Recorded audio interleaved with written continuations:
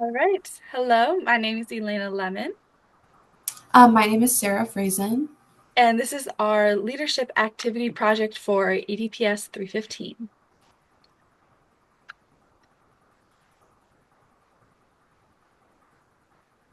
All right, so first I'm going to talk about how leadership applies to education in particular. For this activity, we are assuming an education setting among either teachers and or education students. And it's important to understand why exactly leadership is an important skill to have for both of these groups. For teachers, leadership is a cornerstone to building a classroom environment. Teachers with leadership qualities inspire and motivate their students to achieve their full potential, both academically and personally. They create positive classroom cultures, manage diverse needs, foster collaboration among students, while also setting high expectations and guiding their development. Also, teachers who demonstrate leadership contribute to the professional growth of their colleagues by sharing their best practices, maybe mentoring others, and driving improvements within the school community. Effective teacher leaders not only empower their students, but also influence the broader educational system, making a lasting impact on the future of learning. This isn't much different from the leadership qualities for education students, which are important for them to have because they equip them with the skills and mindset needed to become effective educators and sort of agents in the classroom. Um, as future teachers, education students who develop leadership skills are better prepared to guide, inspire, and motivate their students, helping them achieve their academic and personal goals. Um, Leadership also enables them to foster a positive and inclusive classroom environment, manage challenges, and encourage collaboration among their peers. Moreover, education students with strong leadership qualities are more likely to advocate for their students' needs, contribute to school initiatives, mentor their future colleagues, and overall just creating a lasting impact on the broader educational community. Ultimately, leadership qualities in both of these groups help foster collaboration and teamwork, promote effective communication, shape the classroom culture, and finally, demonstrating adaptability and problem solving. Right. So with that setup, um, our leadership activity is called Want Words, and it's kind of a combo of a couple games that you might know. The first one is the game called Catchphrase. If you don't know, it's basically a little like usually kind of like round device that you can select different categories on and it will like display a word. And it's always a noun. And in this game, like you're on teams, and when you have the little device in your hand, the little like round thing, and it's showing you this word, you have to describe the word without saying any part of the word. So like if it's basketball, you can't say basket, you can't say ball, but you could say hoops, you could say court, different things like that. So you have to just see how many words you can get, you can have your team guess, I guess, in like 30 seconds or something like that. And there's, yeah, that's like the basis of catchphrase. You can say whatever words, you can say how many word, like however many words you want to, but just not the words of the word. This next game is called the noun game. Different people can call it different things. Some people call it fishbowl. I don't know, different things. But the premise for this game is similar to catchphrase. The first round, everybody writes down like three nouns on on three different pieces of paper, like one word per paper, and you put them in a bowl, mix it all up. And again, you're on teams like maybe every other person in a circle, which is kind of how catchphrase works too. And so for the noun game, you draw a piece of paper out and you has the noun on it and you can use however many words, whatever words, just not like again, same with basketball. You can't say basket, you can't say ball, you can't say the like parts of the word. You can't say it starts with this letter, but you have to describe it without saying it and your team has to guess it. That's the first round for a noun game. The second round is the same premise, but you can only say one word. So for basketball, I would probably say hoops or something like that. Um, so that it just like ups the level of difficulty a little bit. And then the last round, you're not allowed to like say anything. So it's all like actions. I might like, shoot an imaginary basketball or something. Um, so and combining those, but also reversing it. That's our leadership activity for this presentation is want words. So the first round, you can set this up one of two ways. You can either have like a moderator of the activity write down all of these nouns, put them in a bowl so nobody actually playing the game knows what the words are. That would provide probably a greater contrast, a greater like understanding of how important words are if you have like absolutely no clue what the person is trying to describe. Or you could go like the other round or the other option of having people each write down three nouns and put it in the bowl. I think both would work fine for this activity.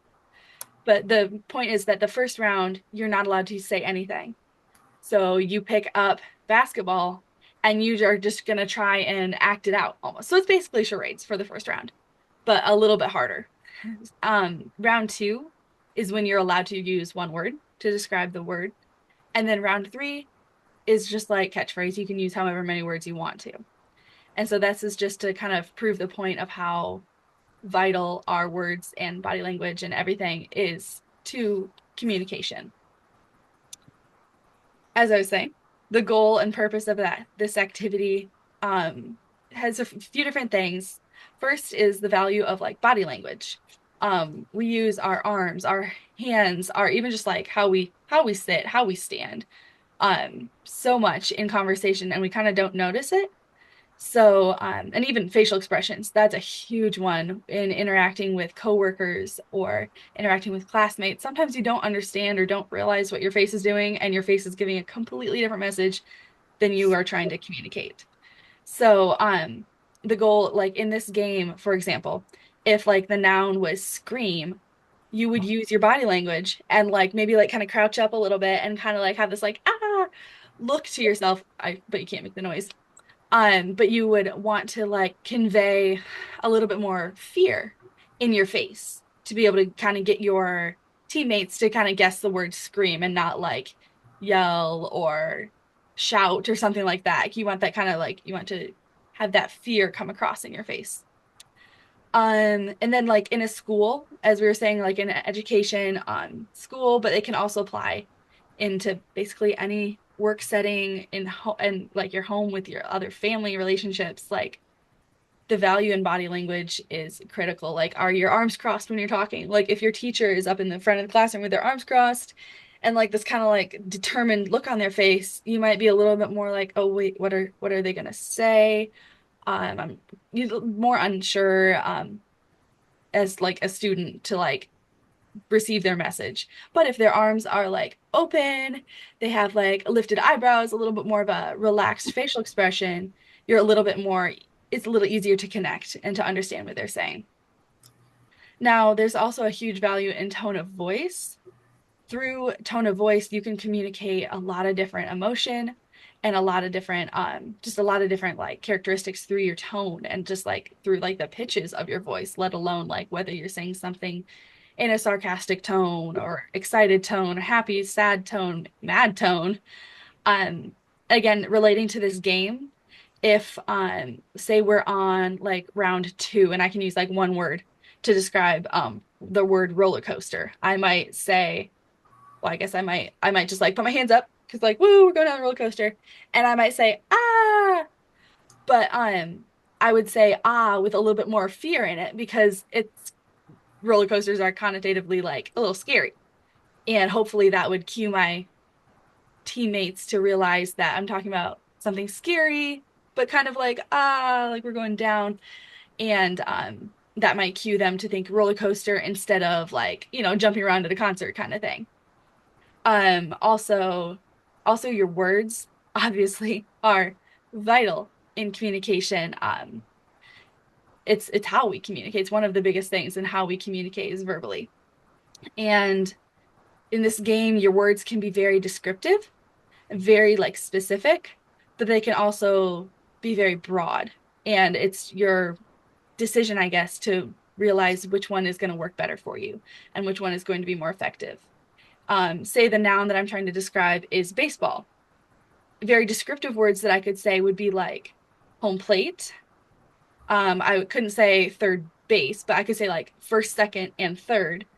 Some like broader words though, if people aren't like are having trouble with like being too specific, you could say sport, you could say stands, field, and different or stadium, different things like that. And that's a much more like broad words to describe baseball.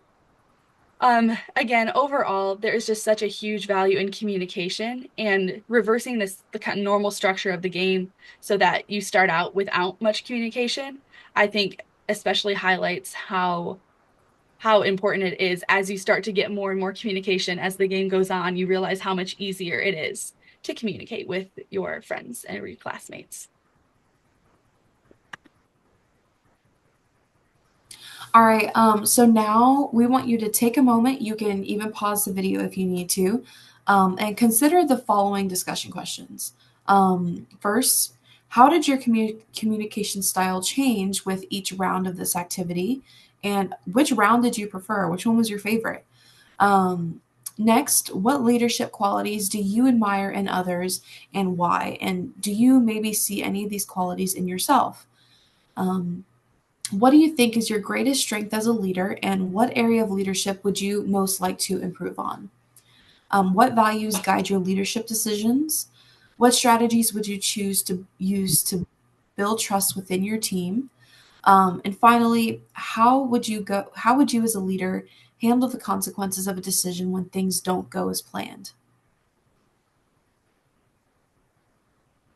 All right, so wrapping all this up, we have three main takeaways for this leadership activity. The first one is to slow down.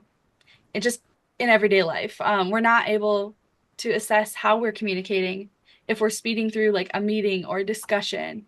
Um, Again, this generation, we're on our phones, we're on all these like little short reels, our attention spans are always shortening. And so sometimes we don't take the time to think about our responses, whether they're like texting, digital, or if they're verbal. If we're talking with somebody, sometimes it's so easy to just say things without thinking about it. So it's very important to slow down and think about how the person that you're talking to or the group that you're talking to, how are they going to receive what you're going to say? How are you coming across? Um, and like in the game, it's important to be efficient because like usually there's a time limit. I don't know if I specified, but like 30 seconds per person. And so you want to use your time well. You don't want to like waste the time. But if you just like kind of spew all these words out at people, it might take them longer to figure out what you're trying to say, as opposed to you taking like an extra second or two and thinking about a more specific way to say it, a more accurate way to say it.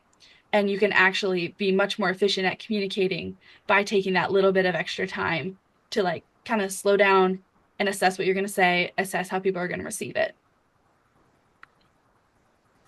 Another key takeaway we hope that you gain from this particular activity is the importance of communication. I know that Elena went over communication a lot, but I'm going to really hammer it in here. A strong leader really knows how to communicate effectively with diverse groups, and this means responding timely, listening actively, and adapting your communication style to different audiences, whoever they may be. Finally, the most important thing is probably building trust. The presence of trust within a team is imperative to maintain a positive relationship and environment, and leaders really have to nurture this trust every day to ensure an environment where people feel safe, valued, and most importantly, motivated to contribute. All right, thank you guys.